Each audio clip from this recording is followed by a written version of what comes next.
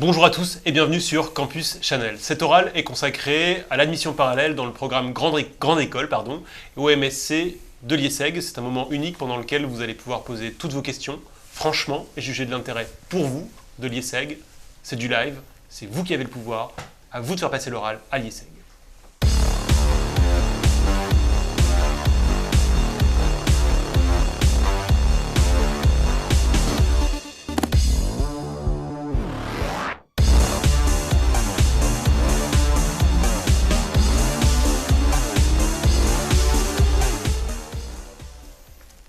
Étienne Grimont-Pré, vous êtes le directeur du programme Master de l'IESEG. Mathieu Brequeville, vous êtes le responsable des admissions parallèles. Bonjour à tous les deux. Bonjour. On vous laisse les 2 premières minutes pour introduire cet oral. C'est le speech.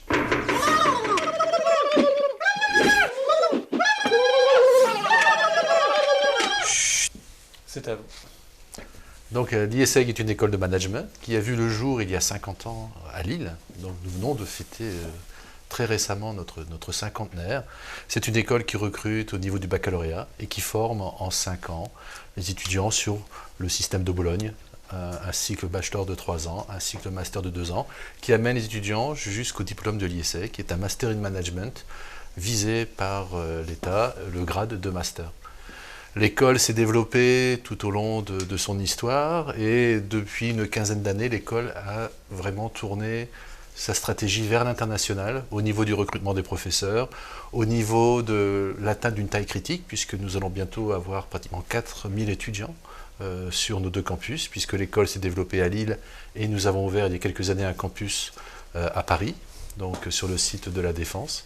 Donc l'école s'est tournée vers l'international, l'amélioration de la qualité, et aujourd'hui, je dirais que l'école est accréditée ECSB, l'école est accréditée EQUIS. Nous avons eu le dernier classement du FT où nous sommes 21e MSI au niveau mondial. Donc nous arrivons à faire notre place au niveau des grandes écoles de management françaises, puisque nous sommes un peu l'école post-bac qui vient se mêler à la bagarre au milieu des grandes écoles post-prépa, qui sont historiquement en fait la norme un peu au niveau de la France. Je précise que vous êtes 2, mais finalement vous êtes dans les faits 3 et que Mathieu, vous laisserez votre place à Héloïse, qui est étudiante du programme Grande École, dans la deuxième partie de cet oral. Tout à fait. Pour compléter ce que disait Étienne, donc en marge du programme Grande École, on développe depuis quelques années aussi des programmes spécialisés, des MSI spécialisés. Donc on en aura 9 en septembre 2015. On a également un programme de MBA, un International MBA. Vous digressez là, Mathieu, vous digressez. On parle des admissions parallèles aujourd'hui, d'accord, et MSC aussi. Et des MSC, parce que dans le programme Grande École, il y a la possibilité de choisir en double diplôme, justement, une filière spécialisée d'un MSC. Comme Héloïse se présentera, ce qu'Héloïse fait. Étienne, Mathieu, vous connaissez les règles. Maintenant, on passe au face-à-face. Dernière manche. 15 ans. Mon rôle va être d'appuyer vos questions pour faire que cette heure passée ensemble soit un véritable outil de décision pour vous. Et c'est bien vous qui posez les questions, et ça commence maintenant. Bravo pour votre montée dans les classements européens. Il n'empêche qu'en France, l'IESEG est toujours vu comme une école post-bac. Peu d'étudiants passent l'IESEG parmi les tremplins passerelles. Ça me travaille quand même pas mal cette histoire. C'est bien sympa de nous parler des classements, etc., de l'IESEG, 21e mondial, etc. Ok, très bien. L'IESEG est une école post-bac. Okay. Le problème, c'est qu'il y a une image le problème, c'est la particulière. France, hein. Voilà, la France, lorsque nous allons à l'étranger, nous avons plus de 200 partenaires à l'étranger. Arriver avec cette logique bachelor, master, recrutement après la high school ne pose aucun problème. Mais c'est quand même dingue, en fait. En France, on peut rentrer en admission parallèle dans toutes les écoles de management. Vous vous rendez compte que, ce que dit cette personne, au final, c'est que c'est pas un systématisme, c'est pas systématique de mettre l'IESEG dans son par exemple, choix. C'était vrai peut-être il y a encore 5 ans. Aujourd'hui, par contre, on a augmenté à 120 places le nombre de places donc, dans le Master Grande École, qui était de 100 l'année dernière, on monte à 120 parce que justement, on a de plus en plus de candidats. On a une admission sur dossier, on était à plus de 300 dossiers en Master l'année dernière. Et on recherche un profil... Donc pour vous, c'est une anormal. Enfin, ce qui était. Pour vous, c'est purement anormal pour le coup. Pour nous, la question était vraie il y a 5 ans. Aujourd'hui, on a de plus en plus d'admissions parallèles, que ce soit en troisième année ou en master. Et il ne faut pas oublier que la logique de l'IESEG est de commencer la formation à partir du baccalauréat. Certes. Donc, là où les écoles classiques, je dirais à la française, Prépa. vous avez vos 2 années de prépa qui vous entraînent un examen assez difficile pour réussir le concours et entrer dans une bonne école de management. Nous, au niveau de l'IESEG, un étudiant qui arrive en fin de 2e année a déjà acquis les bases en mathématiques, statistiques, comptabilité générale, économie. Ce qui fait qu'effectivement, l'admission parallèle est un peu particulière par rapport à un cursus qui a démarré dès le baccalauréat, comparé au prépa où là, effectivement, vous avez 2 années post-lycée, alors que nous démarrons très vite au niveau de la formation. Sachant que vous ne prenez pas de profil technologique type STMG pour les admissions post-bac, cette exclusion se confirme-t-elle pour les admissions parallèles si la personne fait un DUT technique de commercialisation, donc DUT TC? Vous remettez les compteurs à zéro Alors, en fait, ou... Première partie de la question, vous ne prenez pas de profil technologique type STMG, c'est fou. C'est-à-dire que les bacs S, les bacs ES ou les bacs STMG peuvent passer le concours accès comme tout autre bac, mais c'est vrai que le profil STMG peut passer le concours accès. Donc je passe à la deuxième partie de la question. Les DUT TC sont les bienvenus. Un DUT TC, c'est une formation où on a fait pas mal de management, on a fait un petit peu moins de compta, de finance qu'en DUT GEA, gestion des entreprises et administration. Par contre, ce sont des profils qui s'intègrent très bien dans la formation en 3e année. D'accord. J'ai vu que vous excluiez en fait quasiment totalement les BTS. On est d'accord. On n'exclut pas les BTS. Un BTS, Ils ne sont pas cités sur votre site en tout cas. Ils ne sont pas cités sur notre site parce qu'on a mis un camembert avec les profils qui intègrent l'IESEG. C'est vrai qu'un BTS est une formation professionnalisante, Ouais, très en 2 opérationnelle. années, très opérationnelle. Or, comme l'expliquait Étienne, le programme de l'IESEG est sur 5 ans. Donc on vise à mettre quelqu'un sur le marché du travail au bout des 5 années. Le BTS vise à le faire au bout des 2 ans. Et les matières étudiées qui sont par exemple l'économie, le marketing, le contenu de ces matières n'est pas forcément identique aux 2 premières années de l'IESEG. Donc parfois il y a inadéquation entre ce qu'on a appris en BTS et les 2 premières années à l'école. Un BTS peut très bien postuler, mais on recommande à ce que ce soit un BTS avec une très bonne moyenne académique. Quel est votre niveau d'exigence en anglais à l'entrée pour un parcours francophone et anglophone? Donc je pense qu'il faut déjà expliquer la partie francophone et anglophone au niveau de l'école. Un étudiant qui entre en première année, le parcours est en français ou en anglais. Celui qui veut suivre les 5 ans en anglais peut très bien le faire. Quand même, la majorité de nos étudiants qui sortent du baccalauréat commencent l'IESEG en langue française. Nous avons à peu près 50% des cours en langue anglaise dès la 2e année et nous basculons totalement en anglais dès la 3e année. Ça veut dire que même le premier niveau d'admission parallèle, c'est-à-dire qu'avec un DUT, du coup, j'arrive Vous êtes immédiatement en 100%, anglais. 100% en anglais. Oui. Ok. Ce qui peut freiner certains étudiants, sachant Pourquoi que vous avez fait ce nous choix, avons... en fait, au final, La logique est que... c'est un choix pour très que vous- nordique, en fait, c'était le cas de l'EDEC. Enfin, l'EDEC a fait à peu près le même choix que vous, même... Nous l'avons fait bien avant, avant les decks. La logique est que pour qu'un étudiant puisse maîtriser l'anglais comme langue de travail, ce n'est pas en intégrant l'anglais sur certains cours ou Mais vers vous la ne fin privez du pas parcours. de bons candidats. Enfin, à quel point, je reviens sur la question, à quel Oui. point le niveau d'anglais est bloquant ou pas bloquant pour l'admission?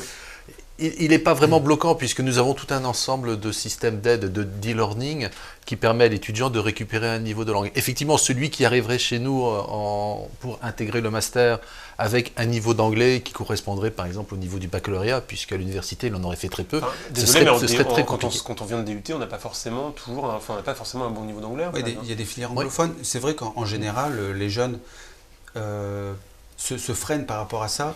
Mais, C'est quoi votre exigence, en fait, Mathieu, sur le niveau d'anglais, en fait? un niveau d'anglais, on demande à ce que l'étudiant comprenne ce qui se passe en cours, sache s'exprimer, sache faire des présentations. Les 2-3 premiers mois sont peut-être un peu plus...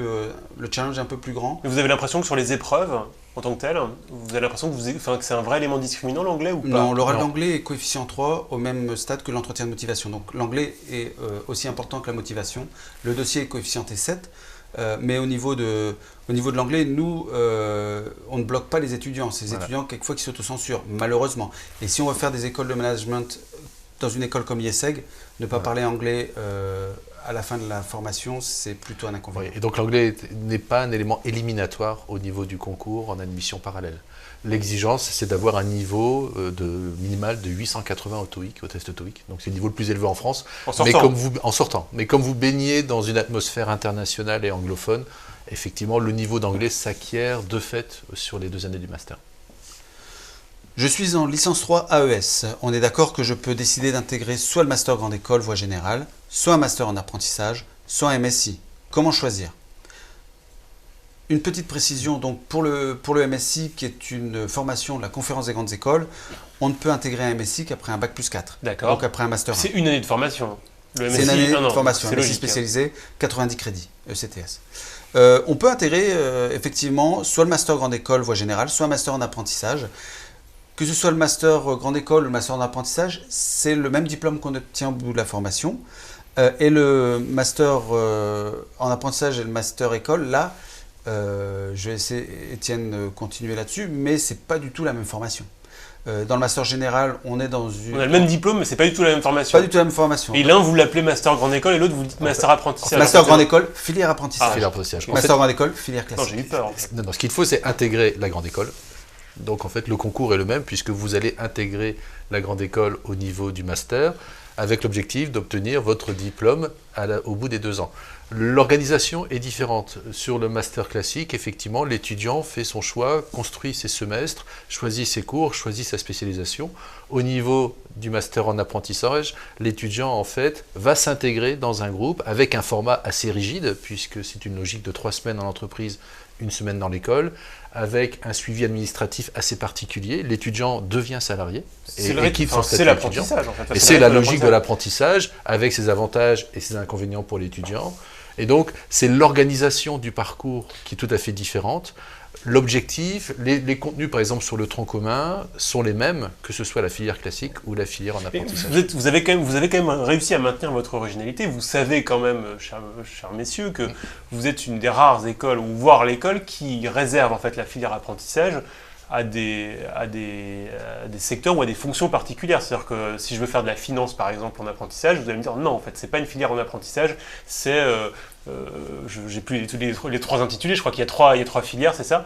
Pourquoi est-ce que vous voulez Mais la réserver finance fait absolument... partie de l'apprentissage. C'est vrai Oui, oui. Ouais, alors on a 3 filières. On a 2 filières en apprentissage et une en contrat pro. Apprentissage, on a marketing, distribution et commerce. Exact. On a audit, contrôle, gestion, finance d'entreprise. Et on a un contrat de professionnalisation qui est exclusivement avec le groupe ADECO, qui est ingénierie, management et ingénierie Et commerciale. quoi, vous allez me dire qu'au final, les 2 premières en sont suffisamment englobantes pour permettre beaucoup de choses, ou est-ce que vous... Automatiquement, nous ne pouvons pas englober, si on prend Pourquoi la vous avez finance, réservé ces filières en apprentissage? Pourquoi Il y a une demande du marché. et par la structuration sur les enseignements, comme l'IESEG au niveau du master est un enseignement qui part sur des logiques de filière et de spécialisation. Donc nous ne pouvions pas en même temps se dire le master de l'IESEG, vous partez sur une logique de spécialisation, mais si vous êtes en apprentissage, là vous restez totalement généraliste. Donc nous avons simplement dupliqué la logique des filières. Donc nous avons les filières de finance, marketing, négociation internationale, information system, operation. Nous avons dupliqué certaines de ces filières sur le format de l'apprentissage. Mais le master est conçu de cette façon-là, le tronc commun reste important, mais nous sommes dans une logique de spécialité pendant les 2 années. Ce qui fait que l'apprentissage est simplement une organisation différente de cette logique de filière. Quel type de profil de candidat recherchez-vous pour la mission parallèle? On recherche... On est d'accord, Mathieu, qu'on évite les lieux communs, etc., les trucs sur on cherche des gens motivés, etc. Si on se concentre uniquement sur le truc qui, selon vous, est peut-être propre à l'IESEG ou...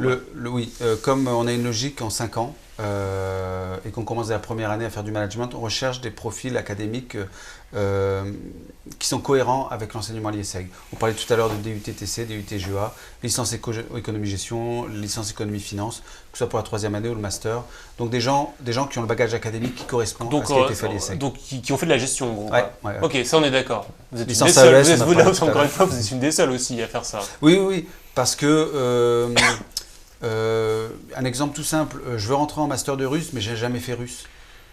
Comment est-ce que je vais comprendre ce qui se passe Oui, en mais master? vous savez très bien que... Mais du coup, vous vous refusez, c'est dommage, en fait, des candidats qui ont des bons profils scientifiques et qui, je sais pas, qui sont des bons matheux, etc. Et qui... C'est vraiment le choix de l'école, de se dire C'est un choix. une formation complète, nous avons choisi de faire cette formation en 5 ans. Et nous commençons donc dès la première année. Nous n'allons pas laisser les étudiants s'amuser pendant 2-3 ans en se disant ensuite nous allons commencer le travail sérieux. Donc vous pensez qu'un MBA par exemple qui soit en 1 an ou en 1 an et demi, en fait c'est pas possible. Une formation en management c'est forcément 5 ans. Une formation de base est complète. Nous avons pris le temps de construire ce programme sur 5 années et il n'y a pas d'année où l'année serait un peu perdue ou un peu légère. Nous considérons que pour avoir une formation approfondie dans les différents domaines du management, 5 ans, c'est une bonne durée. Non, mais je voulais continuer, mais vous voulez dire un truc, Mathieu. Oui, non, mais je veux dire, par rapport à ce que disait Étienne, c'est ce qui est apprécié en entreprise. C'est-à-dire plus d'approfondissement de cours, plus de stages, plus d'expérience, plus Au lieu d'avoir un grand cours d'introduction au contrôle de gestion, gestion budgétaire et un peu de contrôle, à l'IESEG, l'étudiant qui aime le contrôle de gestion aura eu ses 120 heures de contrôle de gestion. On n'a pas terminé sur la question, mais je pense qu'on va pouvoir la voir à travers la question suivante. À quoi ressemble un entretien type de motivation? Question posée, attente du jury. L'entretien type, je dirais, reste très large au niveau de l'école. Est-ce qu'il y a des choses, je reviens sur ma question à laquelle je n'ai pas vraiment eu de réponse tout à l'heure, sur la partie profil des gens que vous attendez, au-delà du fait qu'ils aient déjà fait de la gestion, mais ça fait partie des conditions initiales, vous le dites très clairement. Dans le profil des candidats, est-ce qu'il y a un type de futur élève IESEG que vous cherchez? Il y a un truc, si c'était aussi simple, nos jurys seraient moins longs et nous investirions vous pourriez dire, nous par exemple, je sais pas, la dimension entrepreneuriale, on s'en fout, c'est pas notre truc. Toutes les dimensions sont importantes. Vous pouvez ne pas avoir l'esprit entrepreneurial et être tout à fait à même d'intégrer l'école dans une logique d'audit où je veux être un spécialiste dans un domaine sans avoir simplement la fibre entrepreneuriale. Il n'y a pas un trait de caractère ou un truc qui serait... Non, c'est vraiment motivation et personnalité. Oui, puis je pense que les jeunes qui veulent rentrer à l'IESEG, c'est des jeunes qui veulent toucher à l'international, donc une curiosité, une ouverture d'esprit, voilà, pour pouvoir travailler, parce que dans les projets, que ce soit en 3e année ou en master, on va travailler avec des gens qui ne sont pas français, qui ne sont pas la même culture. Oh, ok, donc vous ne dites rien de spécial en tout cas sur la partie entretien. Il n'y a rien, voilà, c'est un entretien classique et puis au fond... Nous avons des profils très différents. Vous ne cherchez même pas à déceler des traits de caractère particuliers. Après, c'est difficile, mais on recherche des potentiels également. Un peu, c'est un lieu commun comme toutes les écoles, mais il n'y a pas un moule IESEG. Vous n'êtes pas obligé de vous... Non, mais c'est très bien, c'est une réponse. Vous n'êtes pas obligé de vous distinguer non plus. Il y a un ressenti du jury à la fin de l'entretien, et si la personne nous intéresse, si la personne nous plaît, nous l'intégrons. Vous allez pouvoir vous distinguer sur la question suivante, du coup. Pourquoi choisir l'IESEG? Pourquoi pas?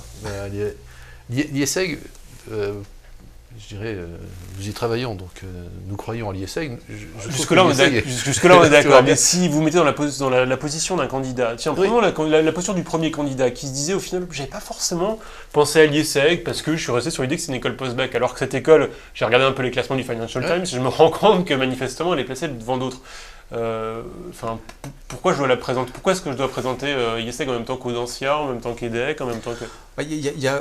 On parle des cours, mais il y a un projet pédagogique qui est vraiment centré autour de l'étudiant. Au niveau de l'accompagnement professionnel, on développe un projet qui s'appelle Talent. Au niveau de l'international, on développe également un passeport interculturel. Au niveau du développement personnel, donc on apprend l'étudiant à se connaître, au niveau de tests psychologiques, etc. Quelle entreprise pour moi, back-office, front-office, international France pour un premier emploi. Donc voilà, il y a tout ça en plus qui accompagne l'étudiant pour lui permettre à la sortie de l'école non pas seulement de trouver un travail, mais également de s'épanouir dans son travail. Et effectivement, ça, vous êtes sûr? Oui. Je crois qu'il y avait Biba qui disait ça, moi, pour s'épanouir dans son travail. Vous aussi. Et l'IESEG, effectivement, une des écoles les plus internationales au niveau des écoles françaises, de par son corps professoral. Nous avons 85% des enseignants qui ne sont pas français. Nous avons en permanence... Mais c'est un truc à savoir, ça, quand même, parce que finalement, vous dites ça comme si ça passe comme une lettre à la poste. Je dirais, nous le vivons au quotidien. Certes, mais ça veut dire quand même qu'il faut avoir On peut très bien imaginer que je m'intéresse à l'international, mais sans forcément avoir envie d'une immersion qui fait que je vais parler anglais immédiatement, que je vais travailler sur des bouquins en anglais, que je vais avoir des profs qui sont en anglais. Et au-delà, c'est ça, c'est vraiment de l'immersion, puisque lorsque vous passez les portes de l'IESEG, À la limite, les premières personnes que vous allez croiser, vous aurez un Colombien, vous aurez un Russe, un Sur de Chinois. Babel. Voilà. Et ensuite, votre professeur le lundi sera un Australien et le mardi sera un Allemand. Et donc, automatiquement, vous baignez dans cette logique internationale, même si vous restez sur le campus de Lille ou si vous restez sur le campus de la Défense. Donc, la logique internationale est prégnante, fait partie de la nature même de l'école. Et donc, effectivement, nous n'en parlons plus puisque ça fait partie de ce qu'est l'IESEG aujourd'hui. On passe à la question experte.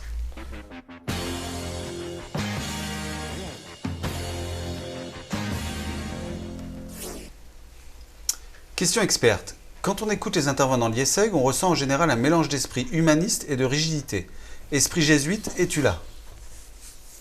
Non, pas esprit jésuite, puisque nous faisons partie de l'Université catholique, nous sommes membres de l'Université catholique, bien que chaque école ait son propre conseil d'administration, donc sa logique stratégique et son indépendance. Nous avons des valeurs qui se rapportent à l'histoire de l'école et à l'université. Je ne pense pas que ce soit un esprit jésuite en tant que tel. Ce ne sont pas les jésuites qui ont construit l'université catholique. Humaniste, certainement. Nous avons des valeurs. Au niveau du fonctionnement de l'école, la logique de respect est très importante chez nous. Respect des professeurs envers les élèves. C'est pas évident, non? Ou ça veut dire quoi? Enfin, c'est très important. Je dirais que la logique, c'est qu'un étudiant qui entre chez nous sait très bien que le professeur va le respecter, qu'il sera écouté par l'administration. S'il a des reproches à faire, il y aura toujours quelqu'un qui l'écoutera, qui lui donnera raison, qui lui donnera tort. Ça se passe comment? Enfin, comment vous arrivez à polisser tout ça en fait, et à faire que... Nous avons en fait tout un ensemble de conseils où les étudiants sont représentés, où les étudiants peuvent s'exprimer, ou simplement une logique que nous appelons la mais vous logique dites de chez nous le porte-ouverte. respect c'est particulièrement important, comme si au final c'était pas si évident que ça, et c'est comme si dans toutes les écoles ça se passait pas tout à fait comme ça.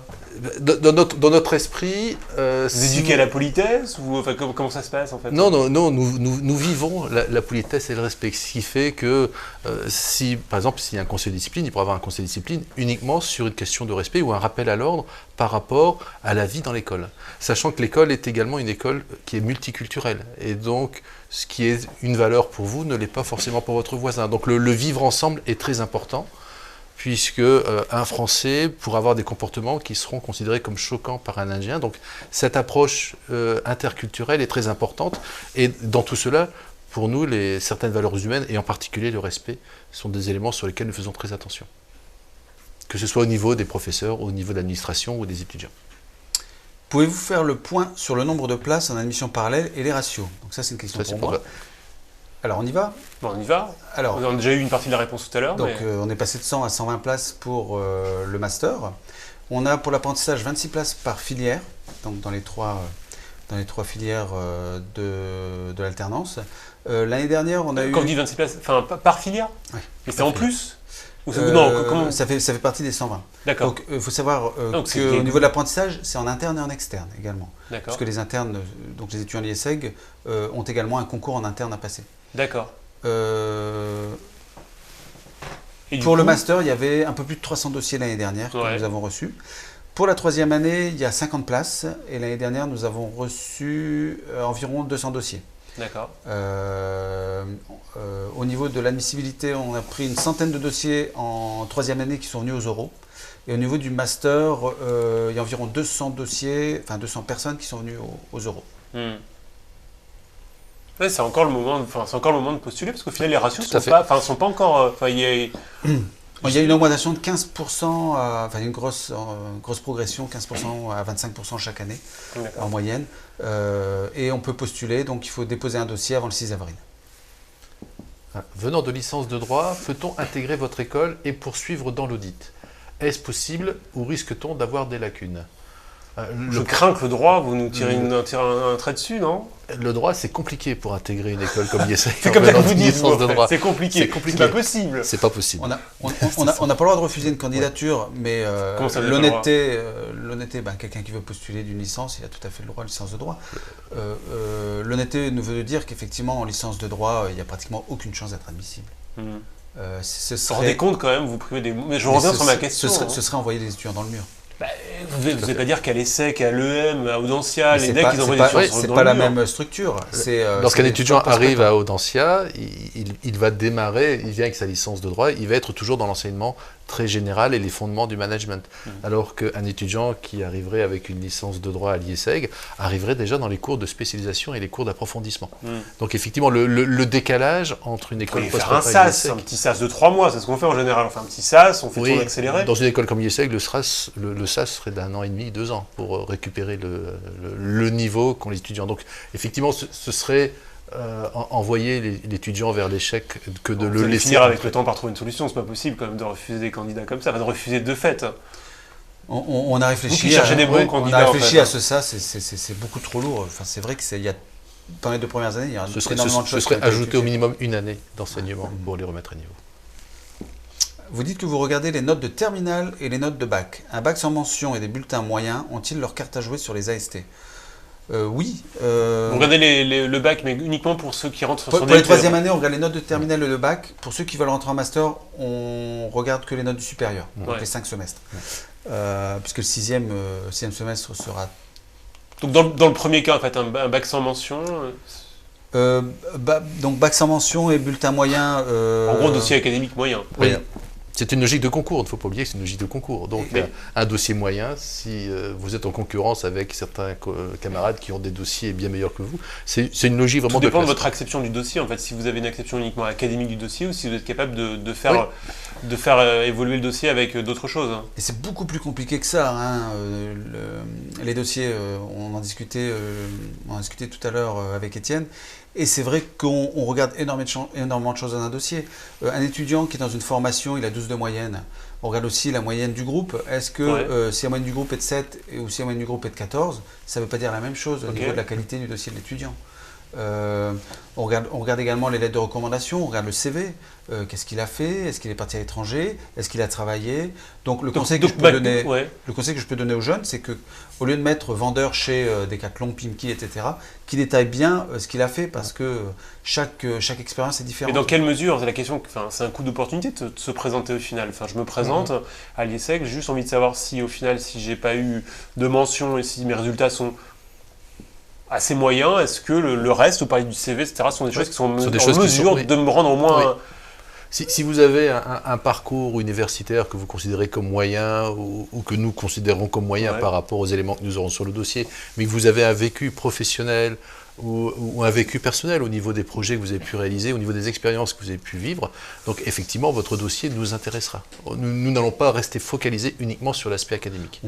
On gère de l'humain quand on fait un dossier, c'est pour ça que c'est difficile. Mais également, les doubles cursus sont valorisés puisque l'étudiant, s'il n'y avait pas eu ce double cursus, aurait certainement eu des meilleures notes dans sa licence ou sa formation. Il n'y a aucune remise à niveau pour les nouveaux arrivants? Il n'y a jamais de problème pour suivre? Non, puisque la sélection est faite pour recruter des gens qui ont déjà fait de la gestion. Nous avons assez peu de soucis d'intégration. Ce qui se passe, c'est que nous avons tout un système de d'e-learning, de blended learning, ce qui fait que les étudiants, en fait, qui ont par exemple à l'IESEG, le niveau en statistique et économétrie est assez élevé. Et donc effectivement, un étudiant qui vient de l'université, très souvent, est un peu troublé par le niveau d'exigence au niveau technique et statistique. Ce qui fait que nous le mettons dans une logique d'apprentissage, mais à distance, en complément des cours, pour qu'il, sur 2 ou 3 mois, puisse se remettre à niveau. Même principe pour les langues, même principe pour les grandes matières de management. Nous avons un petit séminaire au niveau de l'accueil des étudiants, essentiellement sur les aspects justement statistiques et économétrie, mais l'étudiant, tout au long du premier semestre, a accès à ces différentes formations. Nous n'avons pas de statistiques de suivi taux d'échec des étudiants en admission parallèle, puisque nous nous rendons compte qu'au bout de 5 ou 6 mois, l'intégration, je dirais, est parfaite. Il n'y a plus de différence notable entre les résultats. Non. Il n'y a pas de quota où nous ne cherchons pas à savoir qui réussit ou qui est en échec. Que signifie que l'organisation soit par semestre? Là, on est avec la déclaration de Bologne, donc on est semestrialisé, 30 crédits par semestre.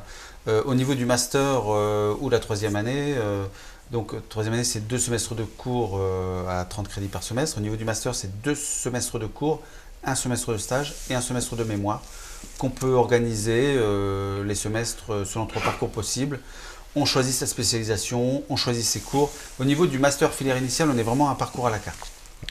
L'étudiant construit son propre parcours. À la fin de chaque semestre... Par semestre, ce qui laisse quand même une forme... Enfin, c'est pas tous les trimestres ou tous les mois. Non. Ce serait difficilement gérable si nous demandions à l'étudiant de choisir ce qu'il ferait le mois suivant.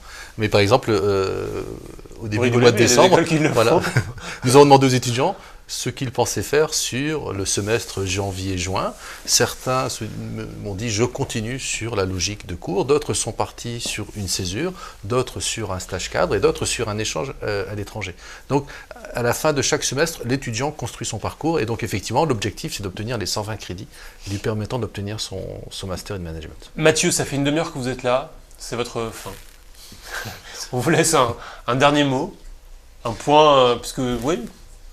Eh bien, donc comme je disais tout à l'heure, c'est vrai que le concours est ouvert. Les dossiers sont en ligne. Pour toute question, les étudiants peuvent m'écrire m.brequeville@ieseg.fr. Sinon, eh bien, on espère voir les étudiants bientôt à l'IESEG, tous ceux qui nous regardent. Et je vous remercie pour votre temps également. Merci Mathieu. On passe à la question suivante, Étienne. Allons-y. A-t-on la possibilité de suivre en parallèle une formation universitaire? Nous sommes en train de travailler sur des accords, sur des logiques de double diplôme ou de formation, d'acceptation de crédit par rapport à des formations de type universitaire. En particulier sur les formations en droit, où là les étudiants sont très demandeurs pour avoir en fait des formations juridiques en complément de leur formation en grande école. Tout étudiant peut suivre une formation en parallèle. Effectivement, ce qu'il faut, c'est que l'étudiant intègre bien le fait que la gestion, ne serait-ce que des agendas, des calendriers, des dates d'examen, sont parfois un peu compliquées. Je ne m'attendais pas à ce que vous fassiez cette réponse. Pourquoi ? Je pensais que vous alliez me dire la gestion, enfin le management, ça demande une formation à temps plein et on n'est pas là pour... C'est pour ça que je vous disais que certains étudiants pourront le faire, puisque certains étudiants ont la capacité justement à gérer cette logique de pratiquement double journée, puisque je connais certains de mes étudiants qui à 18 heures courent à l'université pour suivre un TD parce qu'eux sont en licence dans une autre formation. Certains y arrivent assez bien, brillamment. Pour d'autres, effectivement, c'est à éviter, si vous voulez, éviter de vous noyer sur un ensemble de cours et des contraintes d'organisation qui seraient parfois un peu compliquées à suivre. Héloïse Marion, bonsoir. Bonsoir. Tu es donc étudiante du programme Grande École, actuellement dans le double diplôme, MSI, en double diplôme avec le MSI in Fashion Management. C'est parti pour la suite. Je te laisse lire la question suivante. D'accord. Tout le programme Grande École peut être suivi en anglais. Bon, on y a répondu en fait. Oui. C'est pas qui peut, c'est qui doit. Non, en fait, il peut être suivi en anglais dès la première année, il devra être suivi en anglais dès la troisième année. Oui, c'est ça. Mais comme aujourd'hui, on s'adresse qu'aux gens qui rentrent en admission parallèle. En admission parallèle, vous n'avez pas le choix. Ça t'a pas posé de problème particulier? Enfin, c'est pas un peu troublant quand même? Non, du tout. De toute manière, en admission parallèle, on devait passer donc un entretien en anglais. Donc, ils jugeaient notre niveau. Et ceux qui avaient un niveau un petit peu juste suivaient une remise à niveau sur le premier semestre en admission. D'accord, mais voilà. C'est suffisant, c'est quand même particulier d'avoir des cours en anglais comme ça brutalement. On compense, certaines écoles font des petits sas de transition avec 20%, 30%, 50%. Non, là c'est brutal, c'est 100% tout de suite. Personnellement, pour moi, dans mon bachelor que j'ai eu en management et développement, c'était tout en anglais. Donc la transition s'est fait naturellement. Et une logique d'immersion, ce qui fait que du matin au soir, vous vivez avec un environnement, ne serait-ce qu'à l'accueil, voire même à la cafétéria, vous parlez en anglais. Ce qui fait que c'est beaucoup plus simple et beaucoup plus rapide, même si c'est peut-être un peu fatigant, mais c'est beaucoup plus rapide que se dire simplement je vais suivre. À la cafétéria, je parle en anglais. Parce que les étudiants sont, je dirais, vous avez plus d'étudiants qui ne sont pas francophones. Les hommes et les femmes de ménage qui travaillent dans l'école aussi parlent anglais. Les personnes de l'accueil peuvent vous répondre en anglais, oui, naturellement. Oui. Accède-t-on à la vie associative quand on entre au niveau master? Alors, je dirais... Non, c'est difficile, étant donné qu'on a énormément de travail quand même en Master 1. Je pense que c'est plutôt réservé au niveau bachelor, je dirais, la vie associative. Ouais. De tradition... Vous êtes vraiment surprenant à lycée, quand même. Comme je dirais, la vie dans l'école commence dès la première année, et donc l'investissement étudiant, effectivement, se fait là où c'est l'étudiant qui entre après prépa, commence à débuter dans l'association, puis deviendra cadre, voire président en deuxième ou troisième année de grande école de commerce. au niveau de l'IESEG, ce sont des choses qui se font dès la 2e année du bachelor ou la 3e année du bachelor. Nous avons un conseil qui est géré, une association étudiante qui gère les différentes associations sur l'île et sur Paris, qui elle est gérée par des étudiants de master, qui jouent le rôle un peu de sage par rapport au fonctionnement, en particulier les garanties budgétaires des différentes associations. Mais il est vrai que lorsqu'un étudiant passe du bachelor au master, je dirais qu'il change un peu de vie et donc laisse un peu la vie associative au niveau bachelor. C'est bien, vous êtes vraiment originaux. Non mais sérieusement, j'ai rarement vu une école me dire c'est vrai que c'est plus compliqué, etc. Et vous l'assumez. Et ça, je dirais que ça se fait naturellement. Il n'y a aucune interdiction. Et certains présidents d'associations sont des étudiants de master. Oui, on peut tout à fait suivre une association. C'est un choix personnel. Si on arrive à trouver le temps, on peut très bien s'investir. Mais comme on a énormément, quand même, on a pas mal de travaux de groupe, de projets personnels. Les étudiants de master viennent plutôt là en tant que guide, en tant que conseil, et sont moins investis dans l'organisation et la vie de l'association. Est-il possible d'intégrer en 3e année et ensuite de faire l'apprentissage en 4e année? Oui, si vous intégrez en 3e année, vous entrez à l'IESEG, et tout étudiant qui est dans l'IESEG peut entrer en apprentissage en 4e année. Il faut passer un concours, vous dites. C'est une logique le concours. En fait, nous mélangeons le concours externe pour les admissions parallèles master et également un concours en interne, ce qui fait qu'un étudiant de 3e année IESEG peut se dire j'aimerais intégrer l'apprentissage. Pourquoi vous faites un concours interne pour l'apprentissage? Parce qu'au final... Simplement parce que le nombre de places est limité de par le fonctionnement du master. Vous pourriez sélectionner par d'autres... Enfin, qu'est-ce que vous appelez concours en fait au final? C'est-à-dire qu'en fait, nous mettons l'étudiant interne dans les mêmes conditions que l'étudiant qui nous rejoindrait par le concours admission parallèle. Ce qui fait que même si vous êtes un étudiant IESEG, vous allez devoir déposer un dossier, vous allez devoir déposer vos lettres de motivation et vous devrez passer un oral. Donc, pour nous, à la fin, nous aurons une liste unique de classement, étudiants internes et externes, qui veulent intégrer l'apprentissage. Et donc, nous n'allons pas privilégier... Il n'y a pas de privilège au niveau de l'interne. Enfin, c'est pas et il n'y a pas de quota. C'est normal quand même que je puisse accéder. Oui, mais vous voulez intégrer une formation, d'autres étudiants veulent l'intégrer, ont réussi le concours. Oui, mais aux étudiants qui sont au niveau bachelor chez vous, vous ne leur faites pas passer un concours pour passer au niveau master. Non, l'admission en master classique se fait de façon automatique. Ouais. Mais si vous voulez accéder à une formation spécifiques, comme l'apprentissage, ou comme dans le cas d'Héloïse sur un MSI spécialisé. Donc, effectivement, nous vous remettons dans les conditions du concours, et donc vous êtes en concurrence avec un étudiant qui rejoindrait l'école. Il n'y a pas d'avantage à l'ancienneté sur ce type d'admission.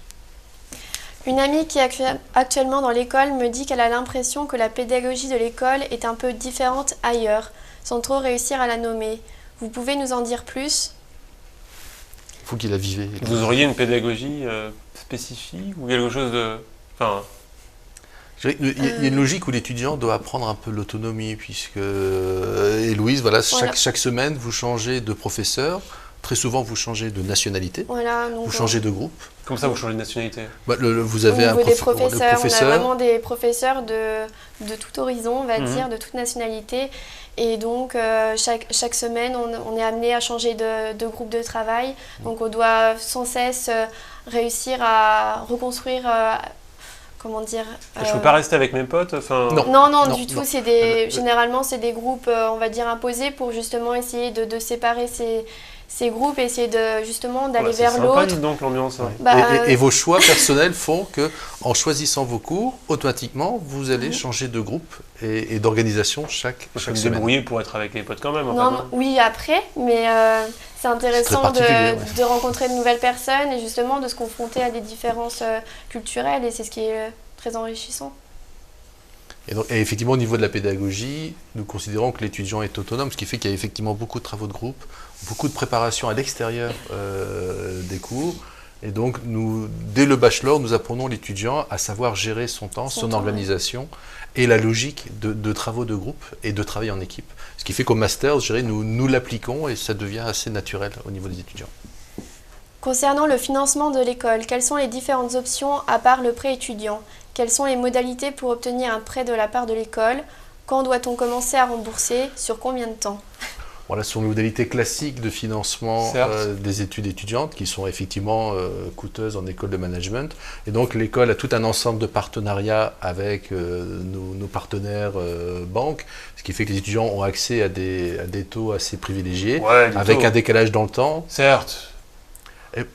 Oui, des taux. Non, non, c'est bien, mais C'est ça assez ça reste comme un emprunt étudiant. Ça reste un sacré- emprunt étudiant. Nous avons aussi des logiques de prêt d'honneur qui peuvent exister, où là c'est l'école qui prête directement à l'étudiant en cas de grande difficulté, ou dans le cas de... Ça reste exceptionnel, ce que vous signifiez. C'est pas si exceptionnel que ça, puisque nous avons quand même beaucoup d'étudiants internationaux pour lesquels les problèmes de garantie Ouais. restent assez présents, ce qui fait que l'école s'engage. Mais pour les au étudiants nom de français l'étudiant.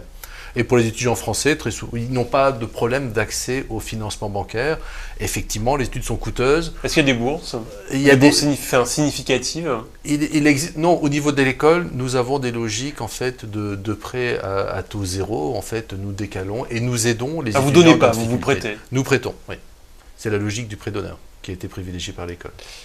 Autre chose que je dois savoir, enfin je sais pas, comment on fait pour financer en fait? Est-ce que je peux travailler facilement dans le coin ou c'est difficile de travailler à côté? C'est assez facile. Après, il faut savoir gérer son temps, il faut savoir s'organiser. Beaucoup d'étudiants ont un travail soit en Le fin de week-end. journée ou le week-end. Ou je choisis l'apprentissage alors pour le coup. Ou l'apprentissage, c'est un moyen de justement de ne plus avoir les frais de scolarité et en même temps être rémunéré et avoir un ensemble d'aides qui proviennent de la région. Mais l'école elle-même, lorsque l'école organise des manifestations, nous avons la logique de recruter nos propres étudiants et donc de rémunérer nos propres étudiants pour justement aider certains à financer leurs études et dans le cadre de l'école, ce qui est un peu plus simple pour eux. Concernant le Non, financement... c'est la même en fait. C'est la même. Ah pardon, on passe à la question décalée. C'est un oubli, question décalée. Très inquiétante et troublante énigme que cette question. Question décalée. Le jaune est la couleur de l'infidélité. Parlez-nous de votre infidélité. De notre infidélité. Nous ne sommes pas en jaune. Non, enfin le jaune est à peu près présent quand même dans le... Ne serait-ce qu'au niveau du logo de l'IESEG quand même, Oui. non? Ah, je dirais C'est qu'un qu'après... prétexte. La logique de couleur, vous avez vu le logo qui est apparu il y a quelques années, où nous essayons de représenter le monde, et la couleur jaune est plutôt dorée, en fait. C'est doré, du c'est doré, or. c'est Moi j'ai du vu doré. jaune, donc j'ai vu la couleur de l'infidélité. Je me suis dit, mais à quoi ils sont infidèles? Nous avons beaucoup de discussions, et comme nous sommes une école très internationale, lorsqu'il y a eu la définition de ce nouveau logo et des couleurs de base pour l'école, effectivement, que ce soit le jaune, le rouge ou le bleu, la signification n'est pas la même pour un... Non mais cherchez pas à détourner, je vous ai dit c'est l'infidélité, Étienne. Vous n'avez pas le choix en fait. Nous n'avons pas d'infidélité, nous sommes restés fidèles à notre logique, notre vision. La stratégie a été définie il y a maintenant une bonne quinzaine d'années, une logique d'ouverture à l'international, atteinte de la taille critique, niveau académique reconnu. Aujourd'hui, les accréditations, le classement du Financial Times. Là, vous êtes trop fidèle en fait, vous êtes fidèle aux accréditations, C'est etc. ça. Oui, je dirais que c'est une logique en particulier pour une école comme l'IESEG, une école qui est post-bac et qui est venue se mêler aux écoles post-prépa. Effectivement, on nous a dit pendant très longtemps, bah oui, de toute façon, cette école ne peut pas valoir une école post-prépa, puisque vous voyez, ils ne sont même pas accrédités. Ouais. Aujourd'hui, je dirais, le discours Change. par rapport à l'IESEG est en train de changer, puisque effectivement, c'est une petite école. Ben non, finalement, 4000 étudiants, c'est plus une petite école. C'est une école monoproduit. Non, finalement, nous avons des masters spécialisés, nous avons un MBA. Et donc, je dirais que les discours qui considéraient l'IESEG comme une petite école assez sympa, mais qui était, je dirais, en deuxième division, ce discours commence à disparaître. Et donc la logique accréditation, classement, était un moyen pour nous d'obtenir justement une vision et une approche un peu différente de ce que nous étions. Que peut-on faire sur Paris? En tant qu'étudiant, je suppose. Je pense que non, mais enfin, je pense qu'on ne vous demande pas de On peut faire faire un plein de guide choses- Michelin on peut faire qu'on plein peut de faire choses à sur Paris. Paris. Sur le campus de Paris. Comment je peux accéder à ce campus de Paris en fait pour le coup? On a vraiment le choix. Une fois qu'on est admis à l'IESEG, on a le choix d'être sur le campus de Paris ou de Lille. C'est un choix totalement libre. C'est Je suis admis en fait. totalement- Oui. C'est un choix totalement libre. Après, Oui, il y a une logique. personnel. Si les demandes explosent sur Paris, nous allons regarder le classement au niveau du concours. Aujourd'hui, il y a très peu de cas où l'étudiant se retrouve à Lille alors qu'il doit être à Paris et inversement. La répartition sur les deux campus se fait de façon à... Donc là, de tout ce dont on a parlé jusqu'à présent, que ce soit l'admission dans le programme grande école, filière générale, que ce soit l'apprentissage et les MSC, pour le coup. L'apprentissage de fait est rattaché à un campus. Donc si vous voulez faire de la finance en apprentissage, ce sera sur le campus de Lille. D'accord. Par exemple, pour mon cas, le master, j'avais choisi d'intégrer le campus de Paris, car j'avais donc en master 1 en marketing, parce que j'avais pour ambition donc d'intégrer le master 2, le double diplôme en fashion management. Donc je m'étais dit que c'était une continuité, une logique, que de tenter dès le début Paris, le campus de Paris. Il est dit qu'en programme master, les étudiants choisissent leur électif dans leur domaine de spécialisation. Comment doit-on interpréter?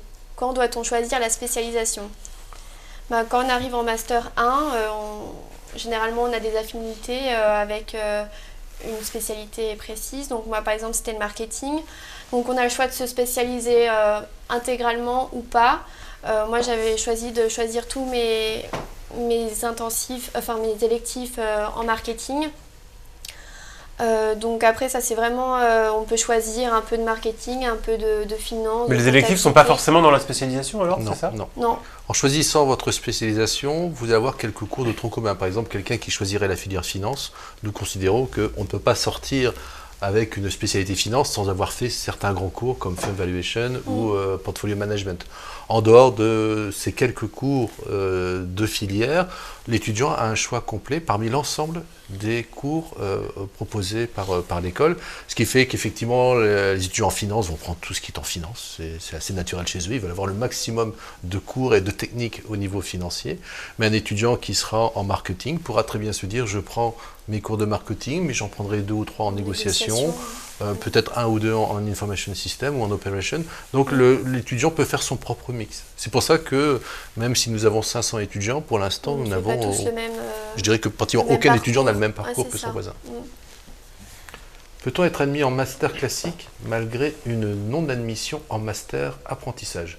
Je dirais que le premier niveau est l'admission en master classique. Le concours de la grande école, admission parallèle, c'est pour intégrer l'école au niveau du master qu'on appelle classique. Ensuite, vous pouvez être admis en master apprentissage, mais c'est un deuxième niveau de sélection. Il faut d'abord entrer dans l'école, et une fois que vous êtes entré dans l'école, vous pouvez accéder au master en apprentissage. Donc naturellement, les étudiants sont candidats pour le master en apprentissage. La logique du concours fait que vous êtes candidat pour l'école en visant naturellement l'apprentissage. Quels sont les horaires hebdomadaires en 3e année? Heures de début et de fin des cours. Donc moi je ne vais pas pouvoir y répondre comme je suis arrivée en master, mais ça doit être... les horaires sont variables, dirons-nous. Je dirais qu'il est... Le rythme, il est comment? Il est vraiment très très soutenu? Le rythme est assez soutenu. Parce que vous nous avez fait un peu peur tout à l'heure en nous disant finalement le rythme est important, etc. Le rythme est important, le rythme de travail est important, pas forcément le nombre d'heures de cours. Voilà, le nombre d'heures de cours est similaire à ce qu'on trouve dans les autres écoles de management. Les étudiants vont avoir une vingtaine, entre 20 et 25 heures de cours par semaine, ce qui reste important, en sachant que derrière vous avez quand même quelques heures de travail personnel et des travaux de groupe à organiser. Parce qu'en fait, par exemple, en master, ça marche en intensif et extensif. Donc, par exemple, on a cours le matin du lundi au vendredi. Et les extensifs, c'est par exemple pendant 5 semaines, cours tous les mardis. Donc, en fonction de ça, on peut se retrouver avec des semaines sans cours ou des semaines avec cours juste le matin. Et en fait, on organise son planning. Et on a quand même, donc quand les après-midi sont libres, on a des travaux de groupe à rendre parfois pour le lendemain. Donc voilà, on essaie de s'organiser. Les étudiants se plaignent généralement du manque de temps, plutôt que de plages libres trop nombreuses. Que proposez-vous pour le développement personnel, les compétences de savoir-être? Donc nous avons ce que vous avez suivi, Louise, donc tout ce qui est la filière, ce qu'on appelle talent, en fait, il y a une logique où... particulièrement au niveau du bachelor, il y a une compréhension, connaissance de soi, de ses affinités, de sa façon de se comporter, d'évoluer dans des aspects un peu psychologiques, un peu très personnels. Et en admission parallèle, vous allez avoir accès à certains de ces modules. Nous avons des modules sur la gestion du stress, sur les relations interpersonnelles, sur la gestion d'équipe, et en même temps une approche un peu plus professionnelle de l'entraînement, ne serait-ce que comment fonctionne un entretien de recrutement. Préparer son CV, sa lettre de motivation, vraiment tous les outils essentiels C'est important en soi, en fait, cette partie. Oui, c'est une partie en fait qui est construite sur les 5 années, et donc chaque année, l'étudiant sait qu'il aura toute une partie de sa formation qui sera sur une logique de développement personnel. Et donc par des modules, par un ensemble de séminaires, ce sont des formations peut-être très classiques, et parfois ce sera essentiellement basé sur l'expérience, sur le coaching et sur des débriefings, par exemple d'expérience en entreprise. C'est très formateur, vraiment. Franchement, s'il vous plaît, comment accède-t-on aux échanges à l'étranger? A-t-on de réelles chances quand on ne vient pas de la première année de bachelor? Oui, vous avez toutes vos chances. Beaucoup d'étudiants intègrent et veulent tenter le concours IESEG parce qu'ils ont en tête l'international. Ils savent très bien que l'école est très ouverte sur le monde, que nous avons de très nombreux partenariats à l'étranger. Et donc, beaucoup d'écoles ont des partenariats. Enfin, c'est pas propre à... L'IESEG, peu d'écoles ont jusqu'à 200 partenaires. Parfois, certaines écoles disent j'envoie tout le monde à tel endroit. Nous avons fait le choix de campus. Voilà, on vous envoie à l'étranger, on envoie un groupe de 150 étudiants à l'étranger. Nous, le choix qu'a fait l'IESEG, c'est d'avoir un nombre de partenaires de bon niveau. Donc, nous travaillons sur ces partenaires de façon très régulière pour n'envoyer que 2 ou 3 étudiants à la fois, pour les obliger justement à s'intégrer dans un groupe et ne pas vivre entre français et étrangers. Quand est-ce que je peux partir en fait quand j'arrive en... Quand vous arrivez en admission, donc en master, année, mais ouais. Bon, si vous arrivez en master, donc l'entrée classique pour les 2 dernières années, effectivement vous entrez, donc vous arrivez chez nous sur les différents campus, et dès le premier semestre, nous allons vous présenter les différentes opportunités. Un des avantages du cycle master, c'est que comme vous arrivez en fin de cursus, vous avez accès à certains doubles diplômes, ce qui vous permet d'avoir un grade master français et également un diplôme de master de l'étranger ou dans certains cas d'un MBA. Et donc c'est dès le premier semestre de la première année de master où vous allez être candidat pour pouvoir partir, et donc de par le décalage de sélection, de visa, etc., vous partez en début de 5e année ou 2e année du cycle master. Mais beaucoup d'étudiants intègrent l'école justement pour avoir ce semestre, voire cette année à l'étranger. Et on a aussi possibilité de faire une césure entre Master 1 et Master 2 aussi. Oui. Et la césure, c'est vraiment l'expérience qui permet, beaucoup d'étudiants l'utilisent justement pour aller vivre une expérience professionnelle. Elle est pratiquée comment la césure chez vous en fait? C'est combien, quel pourcentage d'étudiants fait une césure?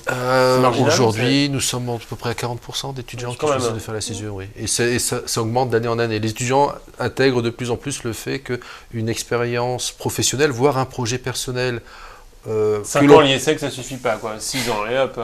Oui, de fait, c'est 5 ans par semestre, donc c'est 5 ans, voire 5 ans et demi, voire 6 ans.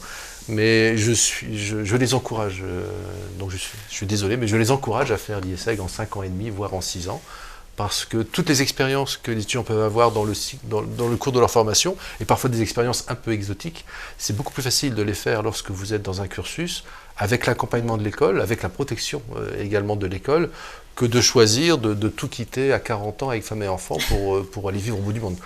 Lorsque vous êtes dans un cursus tel que l'IESEG, vous avez des opportunités de partir, et on vous encourage à partir. J'ai entendu dire que vous étiez à l'IESEG assez rigide ou pas très souple avec les élèves. Vous confirmez? C'est moi qui ai lancé le truc. Oui, quoi. Je vais laisser Louise répondre. Oui. Alors moi je trouve pas du tout.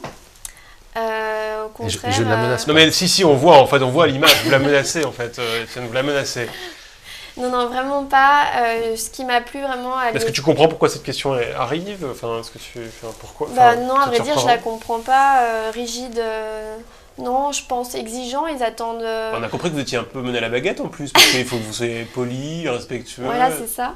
Non, mais exigeant, je pense, en termes de réussite. On attend beaucoup des élèves, beaucoup de sérieux.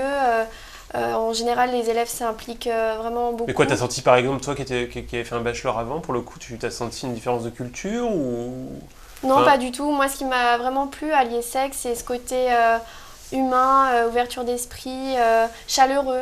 Moi, j'ai vraiment ce qui m'a plu quand j'ai visité le campus de l'IESEG, c'est vraiment l'accueil. Quand j'ai eu plusieurs questions, on m'a toujours répondu de manière vraiment très agréable. On a toujours... Il n'y a pas que vos élèves qui sont polis et respectueux. Vous aussi, vous êtes polis et respectueux. C'est le principe, justement. C'est le principe du respect, c'est qu'il fonctionne dans les deux sens. D'accord. Et c'est ce qui m'a permis... ça m'a aidé dans mon choix d'école de commerce. Les MSI sont en fait les spécialisations de dernière année. Non, puisque Louise a fait le choix de partir sur une logique du MSI, qui est un programme différent du programme Grande École. Vous faites l'IESEG en 5 ans, vous entrez en émission parallèle pour faire les 2 années de master, vous sortez avec le diplôme de la Grande École. Ce que nous proposons à nos étudiants, qui a un diplôme généraliste, avec une spécialité finance, mais qui reste quand même le diplôme de formation en management de la Grande École. Certains, comme Héloïse, se disent, je suis à l'IESEG, il y a une formation hyper spécialisée, dans son cas c'est fashion management, et donc je veux utiliser l'opportunité d'être dans l'école pour compléter ma formation par ce master spécialisé. Mais il s'agit bien de compléter la formation par un master. Mais quoi, ça double les C'est un double diplôme, c'est un autre diplôme. Oui, en fait, ça rajoute une année supplémentaire sur laquelle je fais mon mémoire en même temps. D'accord. Oui, donc ça rajoute encore du temps. Ça rajoute une année. Oui, ça une année que je vais devoir financer en plus, c'est une année que je paye en plus. Exactement. Ce n'est pas se dire, ma dernière année, je vais faire un mélange grande école MSI. Vous avez la grande école et après vous ajoutez la MSI. C'est simplement une année où j'étudie le fashion management. D'accord. Pouvez-vous nous faire de l'informatique dans votre école ? De l'informatique. Utiliser l'outil informatique, c'est aujourd'hui indispensable. Mais nous ne travaillons pas beaucoup sur la programmation. Nous avons une filière de spécialisation qui s'appelle MIS, donc c'est Information Systems, où on travaille plutôt sur la logique, la structure, la gestion de l'information au niveau de l'entreprise. Et donc effectivement, on ne fait pas de l'informatique, mais on s'intéresse au système d'information et à l'utilisation des différents outils dans l'école. Que vaut votre école face à Kedge ou ESC Toulouse ? Nous avons l'habitude de ne pas... Je sens qu'on va les faire. Voilà, nous n'allons pas... Nous connaissons un peu nos collègues de Kedge, c'est ça ? Nous nous croisons, nous nous rencontrons de temps en temps. Donc effectivement, vous allez dans le Financial Times. Toutes les écoles ont leur avantage. En fait, hein. Non. En fait, il y a différents éléments. Et puis si vous regardez dans le Financial Times, vous avez des classements qui sont très différents en fonction de l'excellence académique ou la qualité de la recherche ou au niveau de l'employabilité. Donc toutes les écoles ont leurs avantages ou leurs limites. J'avoue que nous sommes assez fiers du positionnement de l'IESEG aujourd'hui. Question suivante. Aidez-vous les étudiants à trouver des stages. Quelle est l'importance de votre réseau ? Vous a-t-on aidé, Louise ? Alors oui, actuellement je suis en train de rechercher un stage en tant qu'assistante chef de produit. Donc je bénéficie du réseau en fashion management, avec les universités, les entreprises partenaires de l'école. Et l'importance du réseau de l'IESEG est très solide. On a accès à, on va dire, la Bible des anciens étudiants, qui est vraiment, qui est d'ailleurs notre Bible, on l'a à côté de notre lit. Elle est vraiment très riche en contacts, notamment ce qui m'intéresse en fashion management. Je regarde à l'intérieur de la Bible et oui, il y a vraiment beaucoup de belles carrières et des contacts très intéressants. C'est notre résidentiel qu'on appelle l'IESEG Network. Et effectivement, comme dans d'autres écoles d'ailleurs, la logique du réseau d'anciens et le fait que les anciens restent très proches de l'école et ont envie d'aider l'école, ont envie d'aider les étudiants, ça reste très vrai chez nous.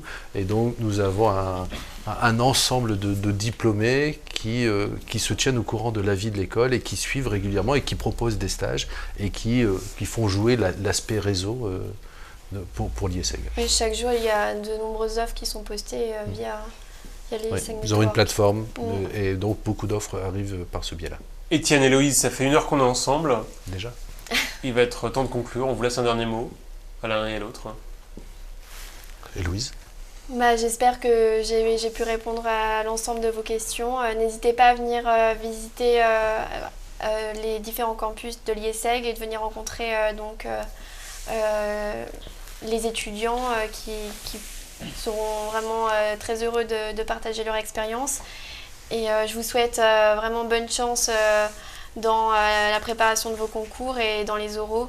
Et n'ayez pas peur et tentez l'IESEG qui, à mon avis, est une école vraiment